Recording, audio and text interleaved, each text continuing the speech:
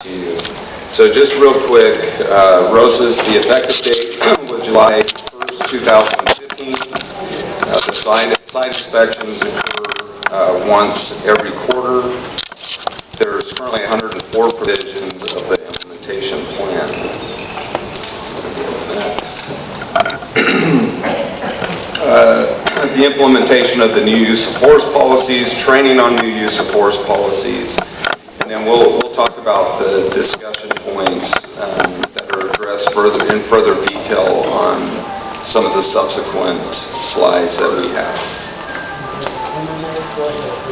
As of December 19th, 2016, the panel certified that LASD has implemented 101 of the 104 substantive provisions.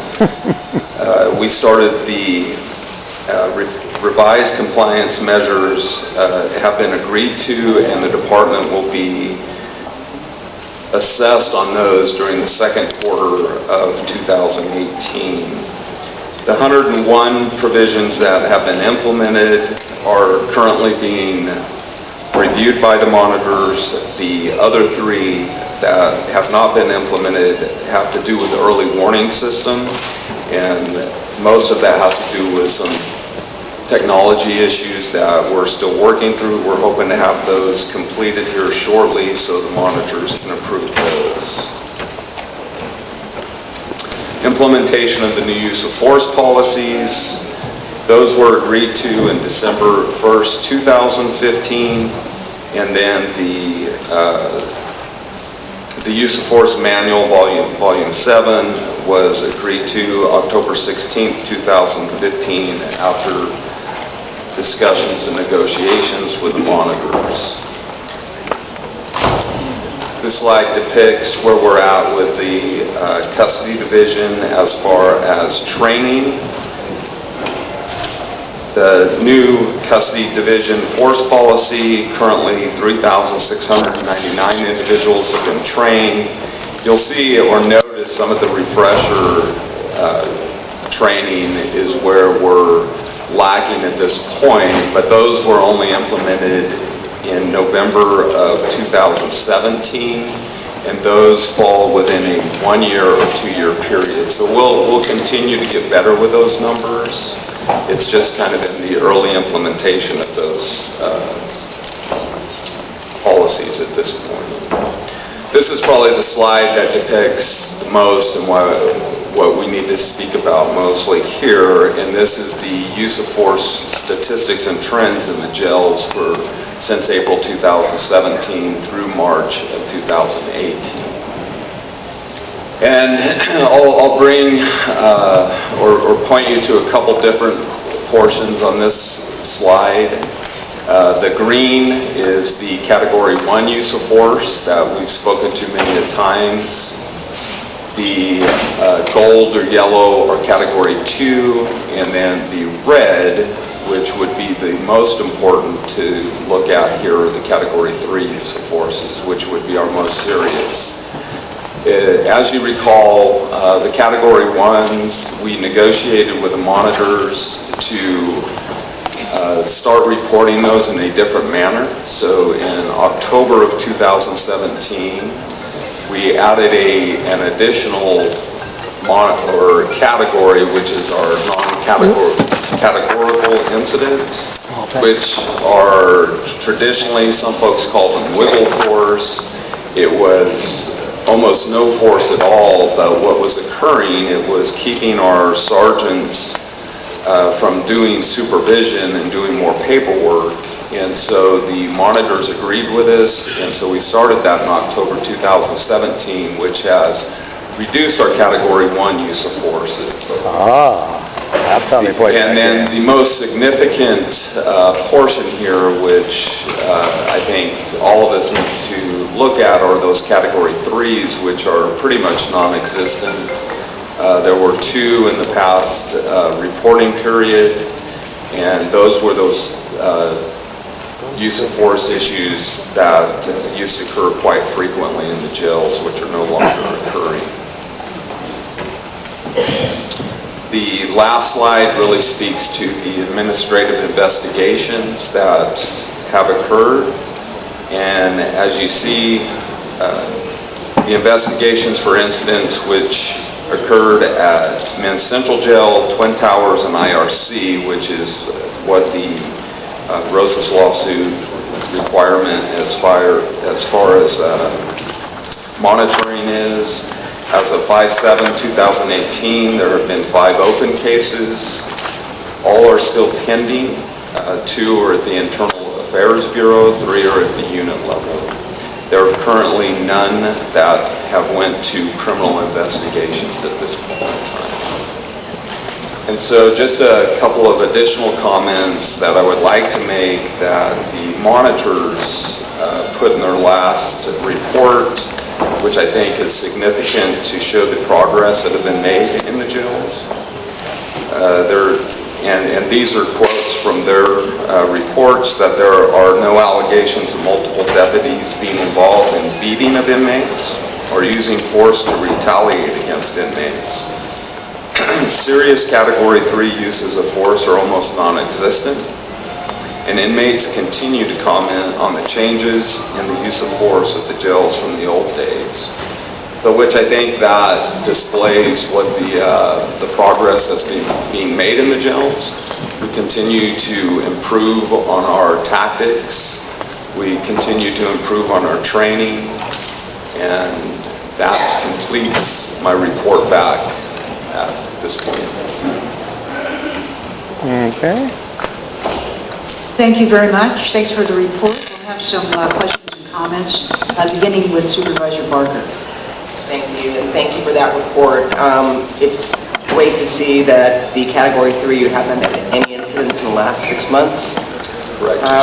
And I think that is a good trend. I hope we're strong on that. I know that there are no criminal investigations in the time period reference for those 6 months, but I'm told that there are still 5 cases that remain open in administrative investigations. What are the status of those investigations? So currently those 5, 2 of them are or 3 of them are at the unit level, which the units are doing an internal investigation and will take appropriate action if there's founded causes in those. And then 2 of them are at the Internal Affairs Bureau. And so they're still going through the process to make a determination, which once they complete their investigation, it'll go to the chiefs. The chiefs will make a determination if there's any disciplinary issues to be taken. So what's the turnaround on something like that? I'm sorry? Is it 6 months, a year? I mean, how long does it? It's normally 1 year. 1 year? Okay. And then I see the training is ongoing and that there have been 7 classes completed. With the staffing issues facing your department, are you able to maintain the training moving forward in the classes? Yeah, the training is given in our jail ops for any of the new recruits that come into the department. And then the refresher training, after they went through the initial training back in 2015, then those individuals either have to go to a 1-year or 2-year refresher. And so that's where those numbers will continue to improve, but it just depends on when they're scheduled for their training. Okay, and then on your March report that was submitted to the board, you talked about an antiquated data systems that was a challenge for your department. Where are you on addressing that concern regarding tracking? We're working with OIG and our Data Systems Bureau to come up with various programs that we can get better data, and we're going towards sole source information, especially as it relates to assaults, inmate on staff. We're still working towards for the force to be in one sole source program. Okay. And then last, I know that the department, and I think we talked about it at the board, is limiting the number of grievances that inmates can file and implemented some pilot programs, and I know that was approved by the Rosas panel. Can you explain what this policy is and what your thought process was behind it, and any updates as it relates to the pilot? So what happens with the grievance process is that there are individuals that will file numerous grievances numerous times during the day, during the week. And so we went looking at best practices throughout other correctional systems and jail systems. And most jail systems have a limit on the amount of grievances that can be filed. Now, those are just your basic type grievances, maybe because of the food issues or housing issues, but anything that has to do with a allegation against staff, medical issues, those are not limited. And so those are the type of grievances that we don't limit, and we'll look at each and every one of those. Okay, thank you, Madam Chair. Supervisor Hahn. Thank you for the report. Obviously, we're all pleased to see that the use of force is down in our jails. I know I lived through the consent decree with LAPD as I was on the city council for 10 years, and it takes a lot of work. It takes a lot of vigilant diligence to be in compliance. What would you say, while certainly the report talks about force being down in our jails, what would you say to those who might say, well, is it going down, or is it possible that they're just not being reported? So to those individuals, there's so many cameras. I mean, there's so much monitoring that is going on into the jails, and not only with the video system that's in place. We welcome in the OIG, ACLU. There's other folks that are constantly in the jails on a daily basis that also monitor the use of force with us. And so it's not just taking the word of the Sheriff's Department on every aspect of it, but when you look at all the monitoring that goes on, along with the Rosas monitors, the DOJ monitors, Civil Brand, there's an abundance of folks that are in there monitoring us. Thank you. And as you just were talking about the grievances or complaints from our inmates, which could include anything from food to air conditioning isn't working, plumbing isn't working, to I was assaulted in the hallway on my way to the court bus. Can you walk us through, now you did say that certain ones are limited, so many per inmate, or how are you limiting the grievances, and in what categories are you limiting them? It's 2 grievances per month. After the monitors recommended the policy and we implemented the policy, we met with the Inspector General and they gave us a list of suggestions. We actually implemented all of their suggestions except for one, which we're in the process of implementing, which every complaint against staff will be exempt from that as well. So it's low-level complaints that are covered under that new policy. So how can I help me understand the follow-up of what we're deeming legitimate grievances? Walk me through the process of the follow-up to a grievance. Just normal grievance? Yes. So you can separate, the food versus I was assaulted. Right. So we have requests. Food can be assaulting. Right. We have requests and we have complaints. So requests we handle right then and there on the spot. Very low-level complaints like I need soap and I'm not getting soap. We expect those to be handled right then and there by the sergeant that's pulling them up. If it's a complaint against or for food, those are taken and sent to our food services. If it's a complaint against for education, I'm not being allowed into education, those are sent to our education-based incarceration. So ones that are handled, or that are a separate section are sent to that section. If it's a complaint against staff, it's handled much like a service comment out in the field. So out in the field, if somebody makes a complaint against the deputy, we handle our complaints against staff very similar to that process there. And as the Assistant Sheriff said, every medical complaint, an inmate could file 15, 20 medical complaints. Those are not covered at all. They're all forwarded to Correctional Health Services to be handled. The inmates are notified either of the results of the complaint or that we're taking longer to investigate their complaint. So again, we're feeling confident that this trend of less force in the jails is going down, and we're confident that we can keep it going down. Can you just maybe give us a broad, what are we doing differently today than previous?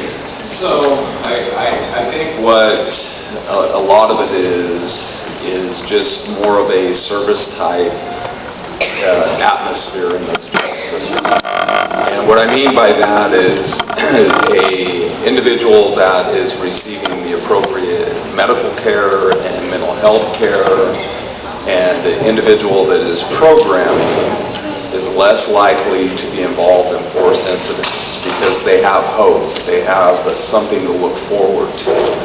And so a lot of what's going on in the jails today is that type of an atmosphere. It's more of a service type atmosphere instead of a strict security atmosphere. And so it's a lot of collaboration with different entities also. And I'm going to tell you, it's difficult because of the rise of the mental health population in the jails. That's where most of our use of forces are occurring. And that's because of medication management, the unstable environment that we receive those individuals in. And so if we can work on that and countywide, and I think that is probably our leading cause of use of forces at this point in time. That's really revealing on a number of levels. One of the aspects of the compliance that is concerning, and I'll let you reflect on it, is that it presumes that we have a fully staffed Internal Affairs Bureau and an Internal Criminal Investigations Bureau. But we know from our own Inspector General that this is not the case currently, and they haven't had sufficient staff for several years, despite a lot of recommendations from numerous watchdog organizations about how important that is. Can you comment on that and how, despite the low staffing levels, we're still confident that all the investigations will happen and Maria Salt is thoroughly investigated? So I think for the jail environment, I feel comfortable with the staffing levels that are there to investigate those use of force incidents in the jail. Now, departmentally, yes, that division has been challenged with staffing. We've put folks in there, and then through promotion or retirements, it's just a constant ebb and flow. And I know the sheriff and undersheriff continue to work on that issue. So it's ongoing, but I believe that we as a department continue to work on it to ensure that those investigations are completed in a timely manner. I would also add they take all of our investigations. If we refer an investigation to Internal Affairs or Internal Criminal, they take them where we see the issue is. It takes for an admin investigation, it takes the entire year, where we would like to see those in a much more timely manner. And is that because of staffing? That's staffing, yes. So the statute is it has to be done within a year for an administrative investigation, and they take very close to the year, but they're not turning down investigations related to use of force. Do we have a plan or a strategy of trying to staff up those bureaus? So I could get back to you on that's more departmental. Okay. Because I do think that's a critical piece of compliance. And while you say if the year is what the compliance entails, still the fact that we're kind of bumping up against that every time, to me says that's one area where I know I would feel more comfortable if we could really increase the staffing there. Thank you, Madam Chair. Thank you. Supervisor Solis. Yes, thank you. I want to say thanks to the Sheriff's Department and the Sheriff, because I know he's worked really hard on trying to minimize the use of force now that we've taken a different chapter, different look here, and that's great. But I have some questions also. I think I missed part of the discussion on grievances.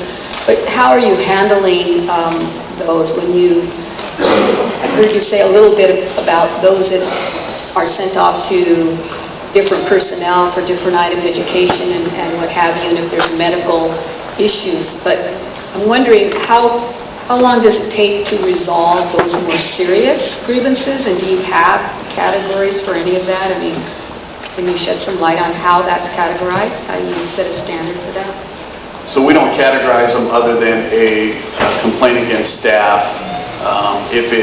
If the investigation on the complaint against staff reveals that there is a possible policy violation, then that's referred as an administrative investigation, and then that could take up to a year to conduct the administrative investigation.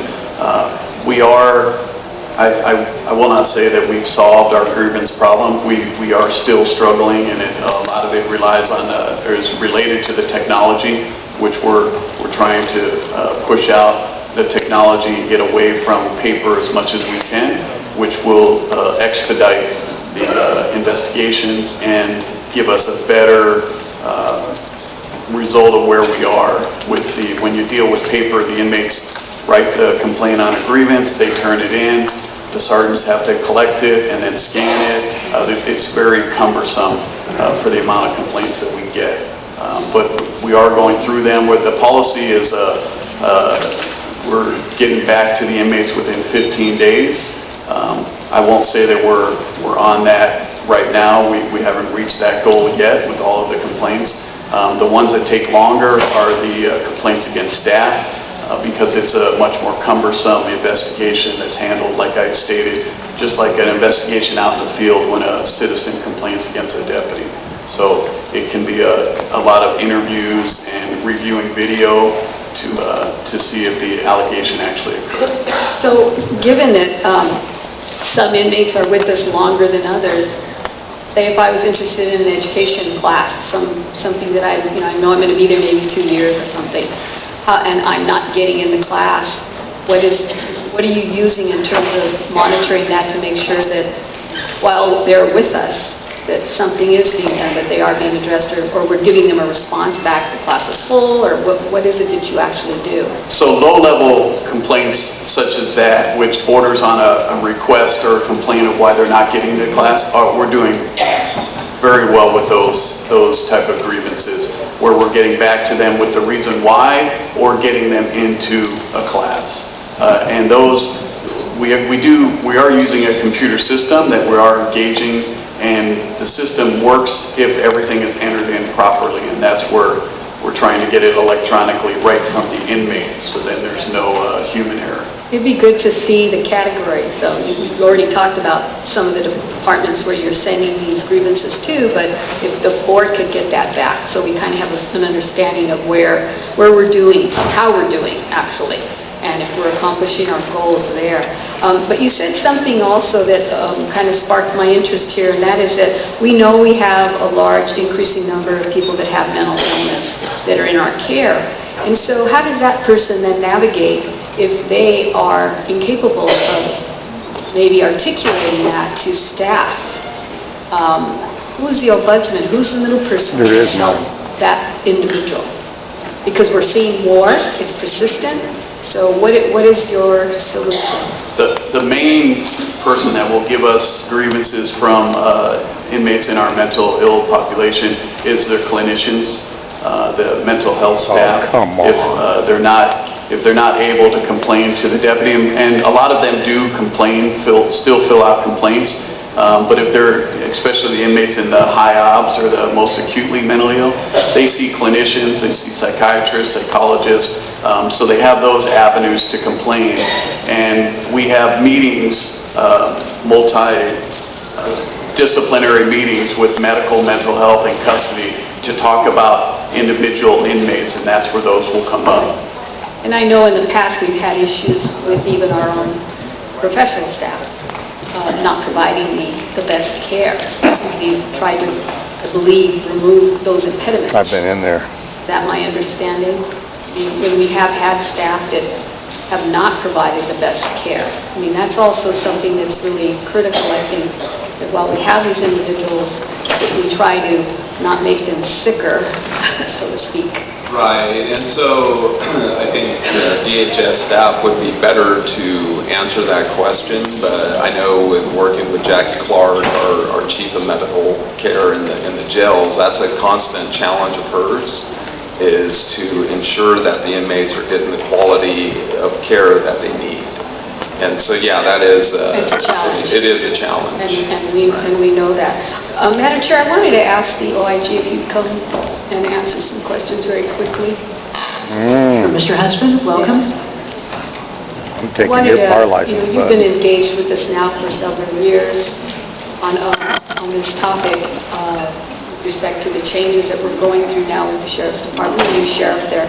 I just wanted to ask you what your assessment is regarding the training that you may have viewed in the jails now that has been required by Rosas. How do you see that? Of the training, I think it's had a very positive effect. I would echo what you've heard from the Sheriff's Department about the Category 3 force, particularly broken bones, is something that we're not seeing anymore in the jail, and that's a good thing. I think it's a function, you were asked whether or not, what the reason was. I think it's a function primarily of the fact that a well-operating jail system doesn't need to use that kind of force, almost regardless of what inmates do, because of the available resources. And so that's why we're seeing a reduction in that. Also, I would echo what Assistant Sheriff Harrington is saying about the change in the culture in the jail, that it really has had a positive improvement in the approach that's usually used to try to get people through the time that they have in custody. And so that's a positive, and I think that is a direct result of training. I do think we could use a lot more training. I'm a big proponent of the custody deputy concept that's built into the penal code, where we could hire a separate track of custody deputies and train them fully in custody-related matters, including de-escalation. And that's something that I think could allow a real dual track, but that approach has never been taken. So I think there's room for improvement. But I think the training we're having is excellent in terms of what we used to be. Sheriff, do you have any comment on that? Additional training for custody? Exploring that? I don't think, training in general is always good and always better. Some of our challenges with vacancies is making sure that all those folks get to the training. Because every time we pull somebody off post, then we have to backfill behind that post, which drives overtime and those type of issues. But it's, our view, the more training, the better. And we've done a good job of providing the training. It's just to get to that point that everybody's competent. It's a challenge for us, and we continue to move forward. I think the training, I've sat through the trainings that have been put together prior to me even getting here, and I think they've done a great job, and we continue on. Something worth looking at, though, in the future, maybe how we can expedite that so that we get some percentage of what custody staff are receiving the training and where we are, and the metrics on that. And I'd like to ask also what your assessment is, Max, on the new grievance procedures that are being utilized. The grievance system overall, as you heard, is a work in progress and has a lot of serious challenges to it. The specific issue of limitations on who can file grievances is, I believe, a problem built around the fact that our grievance system is currently broken. So, although I agree with the monitor's position and the department's position that a functioning grievance system has to include limitations, I don't think we have that yet, and so I think it's a mistake. In the past quarter, the department identified 12 individuals who had complaints denied as a result of that limitation system. 51 complaints, I think, total amongst them. We went back and spot checked those and found 5 of them were not properly denied, and we checked that with the department, showed them what we had found, and they agreed. Complaints that Assistant Sheriff Harrington was referring to as staff complaints or medical complaints that got denied and never processed. And so I think that currently the way that system operates is a negative to the effort to try to improve it. We've discussed that with the department. They were responsive, and I think they're looking at the best way forward. As you heard from Commander Dyer, it's the data and computer piece is a big chunk of it, and the trying to get both our data gathering systems, which as you know are not functioning properly, and then our whole data system that allows us to process complaints as well as other operations aren't where they need to be, and I think that's the sort of backbone of what we're doing, and also will be critical in our PREA compliance coming up in the future. Okay. Thank you very much. Thank you for the report. Thank you very much. I want to say thanks for your work, Mr. Huntsman, always. Was a great idea in the previous board to think you up and have you there. I want to thank the department, too, for the report, for all the efforts. I think one of the biggest items in compliance, I've seen other departments, and not in our county, but across the country, when they've been ordered by the Department of Justice to take certain steps, they broadcast their reluctance. Well, we have to do this, and culture doesn't change. And I think under this department, what's been broadcast is more, and we really mean it. We agree that this use of force was a bad thing and needs to be lessened and changed. So I think so long as that goes on, because everyone is always watching what people really mean at the top of any pyramid and how serious they are about it. I would hope that the evaluations of our deputies' work includes their utilization of de-escalation and other kinds of problem-solving tools, and also would encourage you to do your best in raising the numbers of those doing the refreshers, because it's another way really to say, and we really mean it. So thank you very much. I see no further questions from my colleagues. Madam Executive Officer, please call forward those who've signed up to speak on this item. Thank you, Madam Chair. Will the following individuals please come forward when I call your name, and staff will assist you. Dr. Genevieve Claverell, Victor Trujillo, Ann Clark Patel, Eric Previn, Julia St. John, George Rossetti. Please come forward and staff will assist you.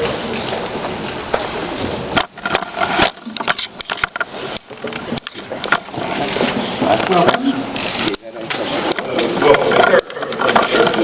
And boy, there's a lot of relaxation since Mr. Harrington's report.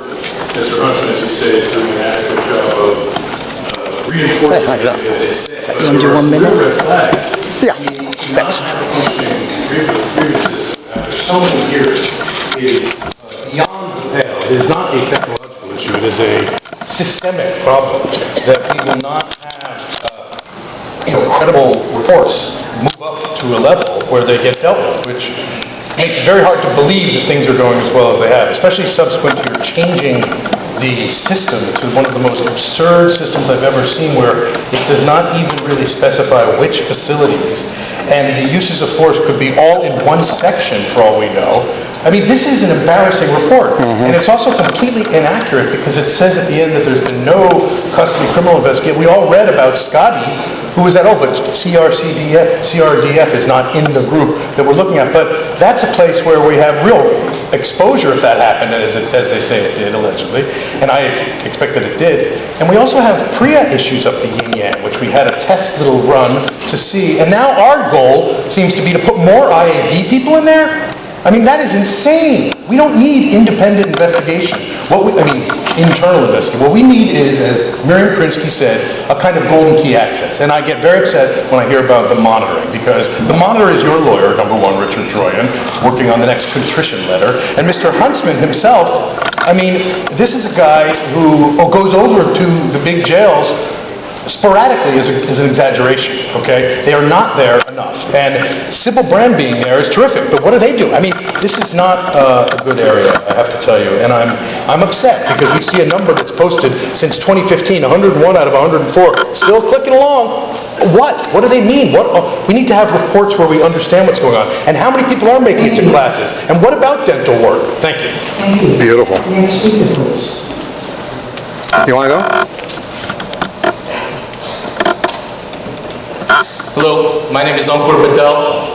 We got into this Rosas agreement because there was obviously jail abuse going on. We have a sheriff who's in jail, we have a Paul Tanaka who has been, and we have a current sheriff who in the middle of an election cycle with two 30-year deputies challenging him, listed out and explained that our current sheriff elevated people, promoted people, commanders who were partially responsible for this jail abuse have not been held accountable. The grievance system is broken from your own OIG. One specific one that the OIG mentioned is the custody deputy training, the dual track. Right now, and everyone talks about it, the first place that our sheriffs go to be trained is in the jails. We're talking about changing the culture of our prison system, of our jail system, but we need to address that because the first thing that these folks see is not community policing, it's criminals. And then I thought it was almost laughable to talk about the monitoring going on. Is the big change. Well, with all this monitoring going on, is there still organized crime going on in our jails? You know it. That monitoring is not at the level that it should be. It can't be. It won't be. We need to abolish jails overall. That's the only way that we get away from jail abuse and the criminalization of poverty, right? We have so many different reasons people end up in jail, and we talk about mental health. How is that part of this equation where the most use of force is against people who have mental illness? You said it. This is heinous on its face. This needs to change with 4 compassionate women and an African American on this board of supervisors. This is an opportunity to change the culture of our jail system. And these sheriffs right here, that wasn't enough. We need a new sheriff. We have that opportunity. That is how we're going to change this culture. And you, as Democrats, need to pick that up, and maybe not on this side, but as Republican, I've heard Supervisor Barger speak in a compassionate way, and that's what we need. That's how we're going to change the culture of our jails. Wow, you're great. Yes!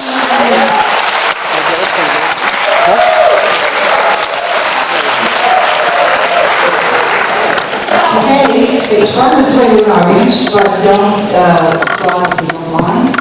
Wrong. To raise the roof, as I know many of you here have been here before and know. So we just ask your cooperation in that we can see it, and it's very effective.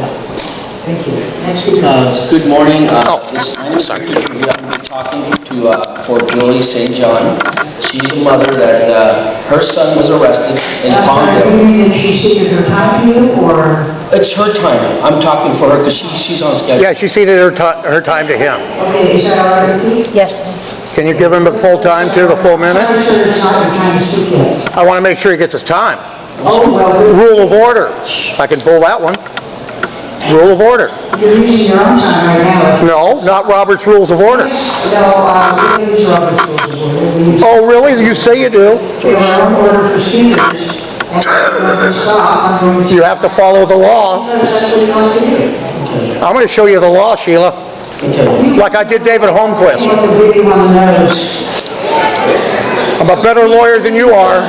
With your turn. I will. And then you're going to have a bad day. Go ahead. Okay. You start this gentleman's time over again. That's all I wanted. Good morning. My name is Victor. I'm talking for Julie St. John. Her great-great-grandfather was named Earl Rogers. He was the best attorney that started the defense attorneys in the courthouses.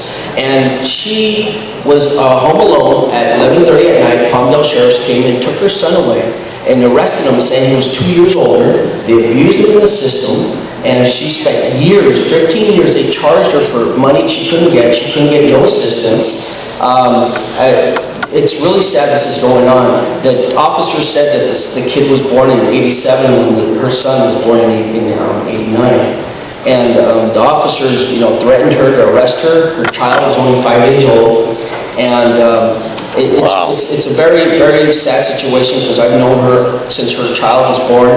The kids call me Grandpa, Uncle Victor, and I love him so much. And he was training with the best hockey players in the world, and he lost his career. He's 30 years old, and he's really, really, he needs help, and we're really trying to find something for him.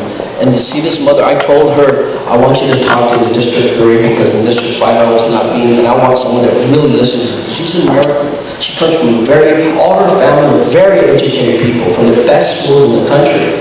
And, this means a lot to me because she could not bring herself to talk, but I said, I will do whatever it takes, as a foster parent, whatever it would take to help this woman get justice. Because she was, the officers falsified, their name was Wheeler and Galloway, that falsified the history book. And the judges knew about this, and the judges actually corrected the age, but the district attorney falsified all the documents. And they still prosecuted her son and destroyed his childhood. And I appreciate if you guys can listen to me, because throwing a child into the system, they had no choice. It's sad, because...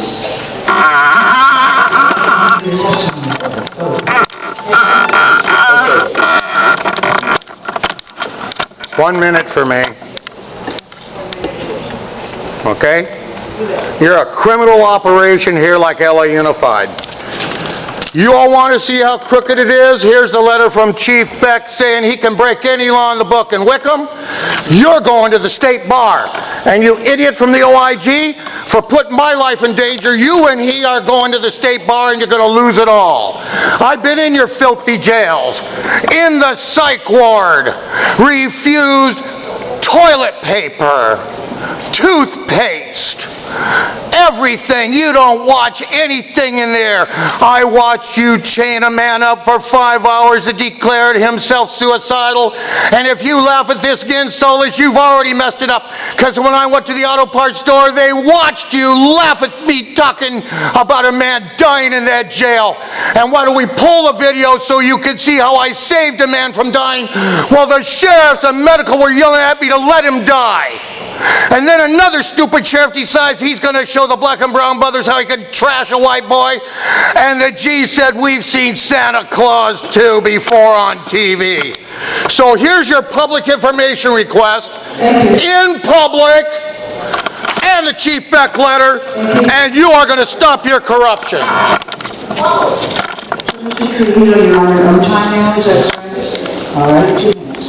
Hi, my name is Victor Trujillo. What happened was I got arrested, and when I went to jail at Castle Courthouse, it came to my name. In 1987, that happened to me, and these officers tried to kill me in my own home, and I was going to be a professional baseball player. I lost my career. So now when I found out this was true, the officer with the LAPD, he went to Burbank, but the sheriff's department got this information. When I went to jail, I had help from a volunteer sheriff. His name was Paul Burgess. On January 23, I made the last phone call. 25 days, he was dead. 6 days later, I was in a coma. I was beaten to death, thrown down 5 steps in the Supermax. I actually talked to the ACLU. They denied my justice to help me. I talked to a button. They were there at my 3 meetings. And after that, about 6 days after I got out of the hospital, I had a guy in the cell that was going to try to kill me. A doctor came in, removed me. I was in hiding. I had 3 sheriffs. I got their emails. They were sending my murder in the jail system. I never gave this information to nobody. I kept it secret because I wanted to make sure if they're going to try to kill me or hurt my kids, I want to make sure that this sheriff would beat my friend, that he died. God bless his soul. His name is Paul Burgess on February 15th. Then, to top it all off, when I was sitting in jail waiting to get some help, I couldn't get that help. I actually got out of jail and I had another friend, and his name was Christopher Denman. He was an acting entrepreneur, and he actually lost his life trying to file complaints. And I found out these people that were trying to have him killed were actually friends of these sheriffs from Burbank.